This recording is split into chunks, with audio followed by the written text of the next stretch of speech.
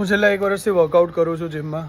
મારું diet to the point છે, મારી સ્લીપ સરખી થઈ રહી છે, તો પણ મને રિઝલ્ટ નથી મળી રહ્યું. આવા ક્વેશ્ચન મને ડીએમમાં રેગ્યુલર આવતા હોય છે. સો આનું એક રીઝન છે, તમે પ્રોગ્રેસિવ ઓવરલોડ નથી કરી રહ્યા. પ્રોગ્રેસિવ ઓવરલોડ કેવી રીતે કરી શકાય વેટ ટ્રેનિંગમાં? કે તમારે માનો કે આજે 5 kgથી તમે સ્ક્વોટ્સ કર્યા છે 10 રેપિટેશન માટે, તો તમારે નેક્સ્ટ વીક નેક્સ્ટ સેશનમાં તમારે 5 kgના 15 રેપ કરો અથવા 10 kgના 12 રેપિટેશન કરો. એ તમારું પ્રોગ્રેસિવ ઓવરલોડ છે. એવી રીતે તમે દરેક એક્સરસાઇઝમાં ફોલો કરી શકો છો. આ કરવા માટે, પ્રોગ્રેસિવ ઓવરલોડ કરવા માટે સૌથી જરૂરી વસ્તુ છે તમારે વર્કઆઉટને લોક કરવો, વર્કઆઉટને નોટ કરવો.